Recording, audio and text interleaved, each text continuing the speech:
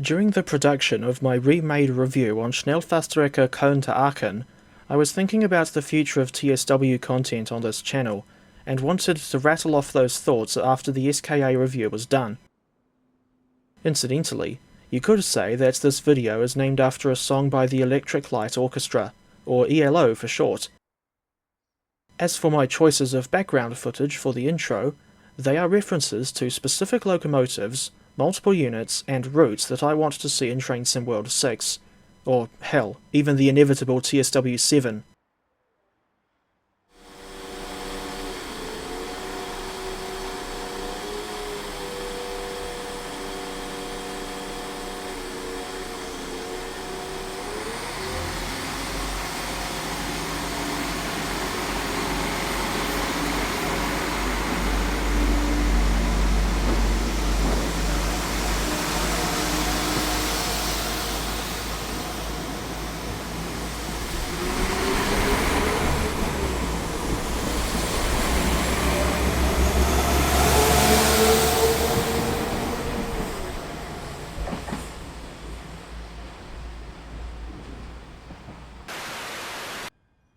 I've been observing the development, or rather gradual decline, of Train Sim World ever since the very beginning in 2017, but it wasn't until 2019 when I got a computer that could run the game at anywhere near decent frame rates, and I finally got a proper gaming PC in 2022, the same year in which I started making TSW videos.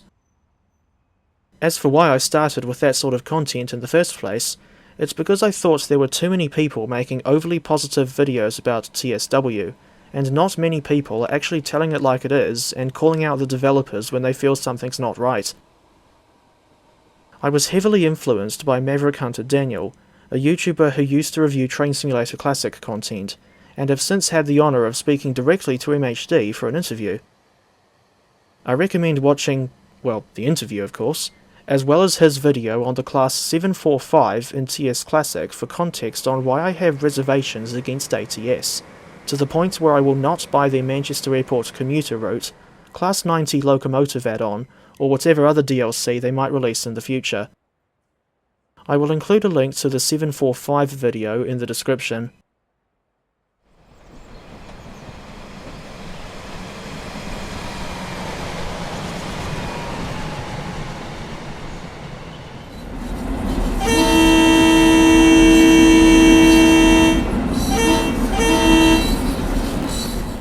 Out of curiosity, I sometimes search for TSW reviews on YouTube, but most of what comes up in the search results are videos from the ambassadors. If I see that a TSW video is sponsored by Dovetail, I immediately close out and watch something else.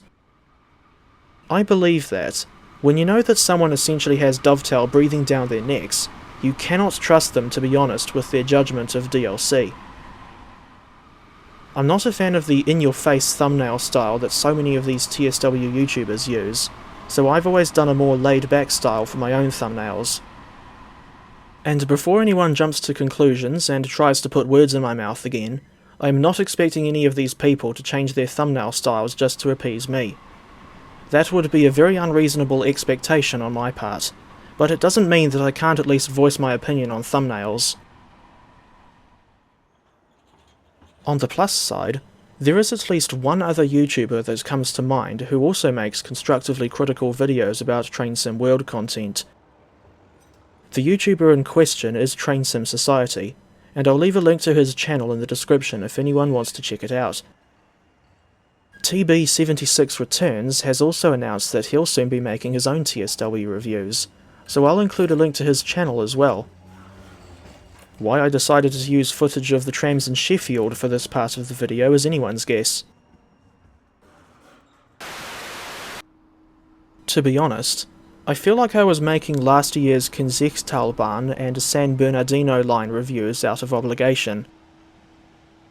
Things were different this year with Train Sim World 6, in the sense that I only bothered to pick up one of the core routes instead of all three, as has historically been the case.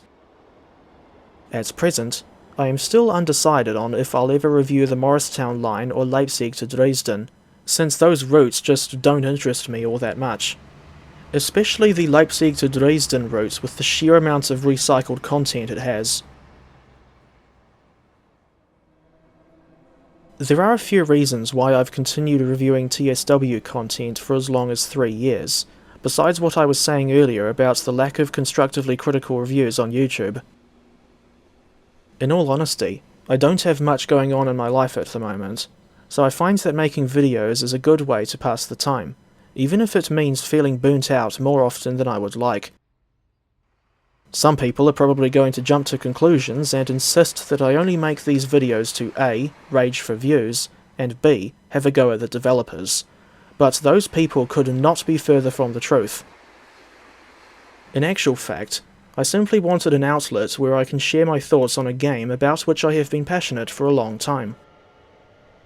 Going into this, I never thought the reviews would do as well as they have done, and you could say that they now serve another purpose of providing consumer advice. Indeed, I remember a friend of mine picking up Island Line 2022 and telling me that he chose 2022 over the original version, with the class 483, based on the video that I made about the 2022 version.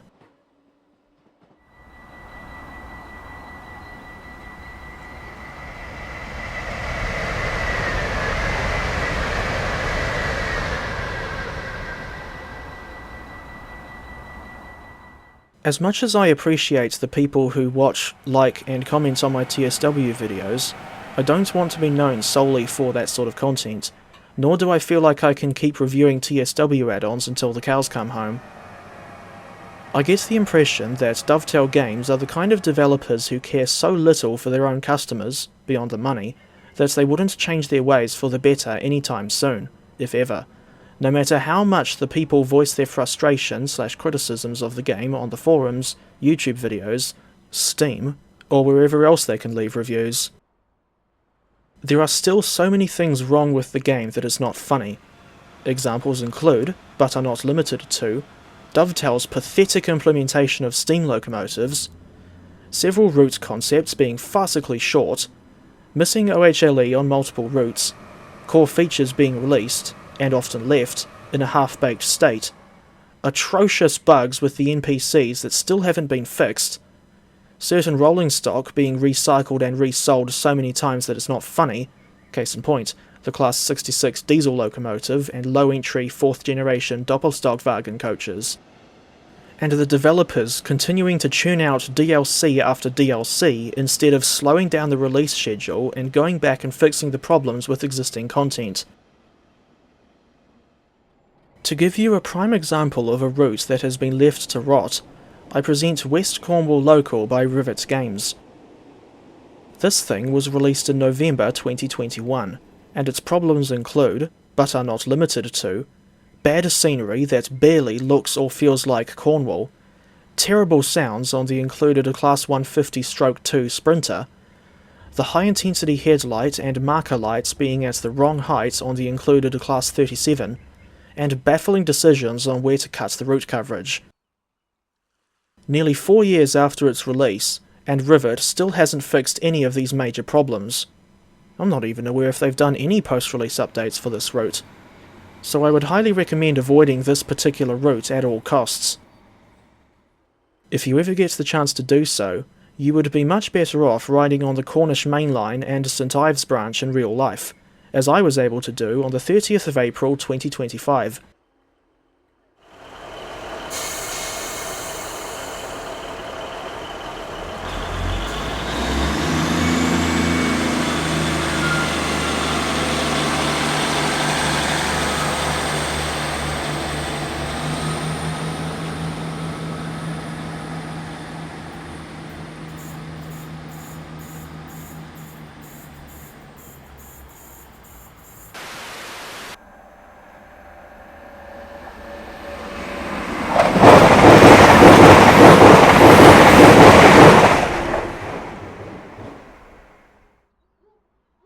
Like I said earlier, I do not want to be known solely for Train Sim World reviews, although I understand that, at this point, they are effectively the bread and butter of my channel.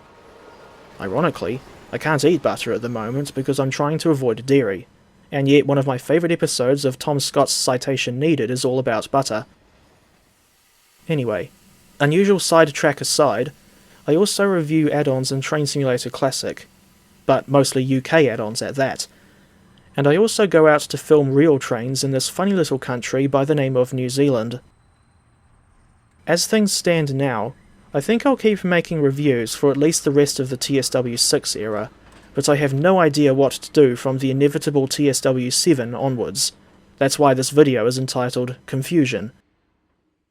In any case, I won't review all of the upcoming add-ons in the TSW6 era, only the ones in which I am genuinely interested. For now, I thank you all for watching, and I'll see you next time.